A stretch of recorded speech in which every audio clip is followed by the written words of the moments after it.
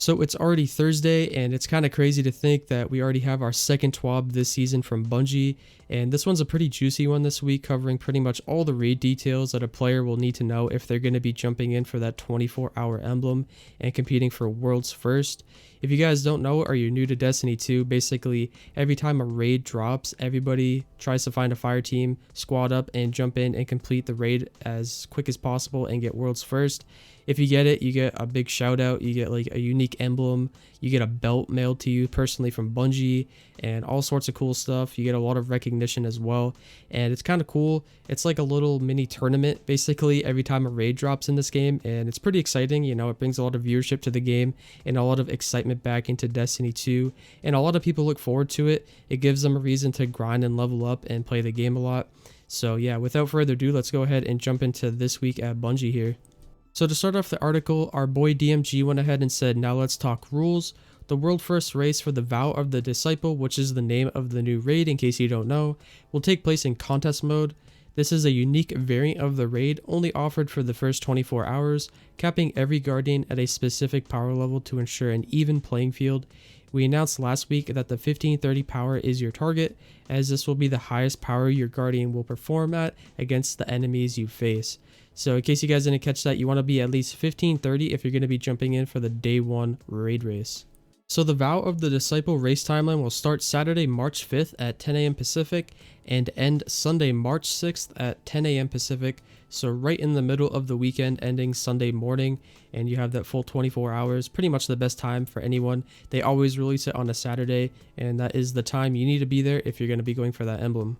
So next up, he just goes over the contest mode and breaks it down quite simply here for everybody. He says the contest mode will cap all players at 20 power below each encounter of the raid for the full 24 hours of the race. If you don't know, the power cap is 1550, so 20 below that will be 1530. The artifact power is enabled, but only provides benefits to players up to the cap of 1530 power for contest mode, and you'll want to reach 1530 power by Saturday to have a fighting chance in each encounter. So basically, if you haven't hit 1530 through all of your gear, your seasonal artifact can basically allow you to get up to that 1530 cap that we'll all be at, which is quite nice in case you haven't had time to grind out some of your powerfuls or pinnacles. And then lastly, he says some gear items will be disabled in the raid for the duration of the contest mode due to general issues that could provide gameplay benefits. While these items may be used in other activities, perks and functionality on the following items will be nullified within the Vow of the Disciple raid, with additional negative impacts to power levels if equipped. For the weapons, they'll be disabling the Ikelos SMG, the Imperial Needle Legendary Bow, the Grand Overture Exotic Machine Gun, which is the one from this season, and lastly the Wardcliff Coil Exotic Rocket Launcher. And then for the armor and mods, they'll be disabling the Wormgod Caress Titan Exotic Gauntlets, the Peregrine Greaves Titan Exotic Legs, and the Suppressing Glaive Artifact Armor mod. And then he says right after that, note, additional items may be disabled if issues are found prior to the start of the race. Stay tuned to @Bungie Help for the final list to be published on Saturday morning. So if you're planning on going in with your own unique loadout, you may want to double check that list to make sure nothing that you're bringing in is on it, so that way you don't end up getting screwed over. Next, he goes over completion and says the first team to complete all encounters, loot the final chest, and return to orbit will earn the title of World's First. Note, the 6 fireteam members present upon the completion of the final encounter will be declared the winners and be awarded the Raid World First belts. Any members of the fireteam who leaves during earlier encounter completions will not qualify. So you do not want to rage quit or just give in early, because that will basically eliminate your chances of getting the belt and being a World's First Raider. And then winners will be announced via @Destiny the game after a validation process. More details on that below. He then follows up on that by saying, we'll be watching as players progress through each encounter, ensuring a fair race among all participants.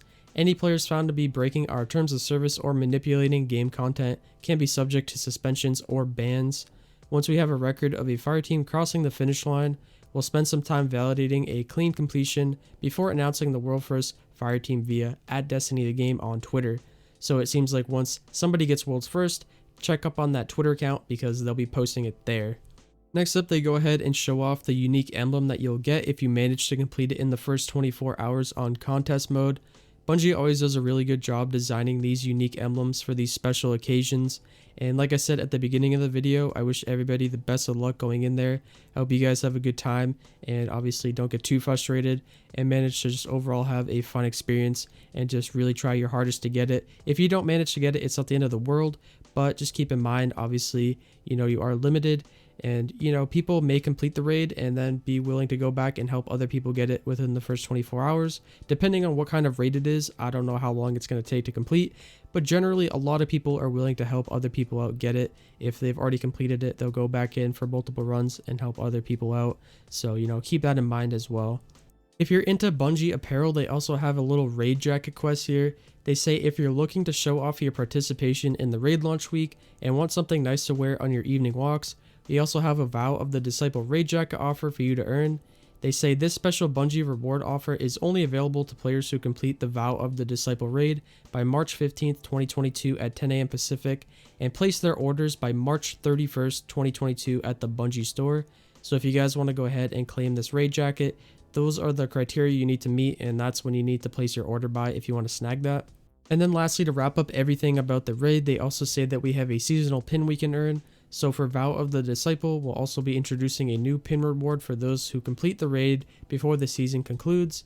And also down here, we'll have a new seal that we can go ahead and earn for it.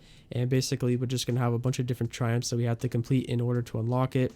And then they say outside of the race, there will also be some great loot to earn. Don't worry, there isn't a 24-hour timer on any of the other weapons or armor pieces found throughout the raid. Just for completing a single time, there's a pretty sweet emblem for you to collect. So that's pretty much it. We have the seal and this little emblem, and they'll have updated pictures for that later on. And then lastly, to wrap up the article, he goes over some Gambit tuning here. He says, while we do not have any further plans to share at this time, the team wanted to highlight a few areas that we're actively monitoring. The first big one was heavy weapon usage. So basically now in Gambit, when you kill a wave of enemies, a free heavy crate will spawn, allowing everybody in the game to get free ammo, and they don't have to run any mods on their gear or anything like that. Basically everybody in Gambit now has free heavy, and also that means everybody in Gambit has free Gallahorn ammo now, which is kind of insane. And obviously Bungie saw a huge influx of this heavy exotic, and they realized they may have screwed up with that. Also, the invader frequency, they realized that it may still be a little bit broken with the back-to-back invades, especially while people are doing primeval damage. So not sure what they'll do about this either moving forward. They may even further restrict how often people can invade the other side. And then lastly, the Primeval Phase. They added phases to the Primeval. So now his health is divided up into 3 segments. And also the envoys that normally spawned in close proximity to the Primeval now spawn in all corners of the map where you normally kill the ads and collect the motes.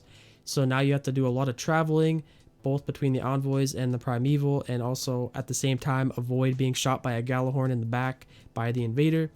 So yeah, Gambit has quite a bit of tuning they still need to figure out here, and honestly I'm not sure. It seems by these 3 bullet points that they're going back on everything they literally changed for this season specifically for Gambit. So I'm not sure if they might just revert everything they did. Who honestly knows? They don't have any firm plans, they say, but it seems like everything they implemented is being looked at closely as if maybe it wasn't the right decision. And that's pretty much it for the little bit of Gambit tuning we got here at the end of the article. Anyways, that is going to be a wrap on today's video. Thank you all so much for watching. I think I pretty much covered everything from today's TWAB that I needed to. And like I said earlier, if you're going to be jumping in for that day 1 raid race, remember to have a good time. And also, I wish you guys all the best of luck with that. And also remember to follow up on that site if you guys want to see if Bungie decides to ban anything else in our loadouts. And also follow their Twitter because that's where they'll be announcing the winner. And that's pretty much going to do it for me today, guys. Thank you all for watching. If you found this video informational or helpful, feel free to give it a thumbs up or a thumbs down if you decided to, and drop a comment below letting me know why you think that. And also consider subscribing to the channel if you did enjoy this content and you want to see more like this in the future. Anyways, again, thank you guys so much for watching, and I will catch you all in the next one. Until then, peace out. Have a good one.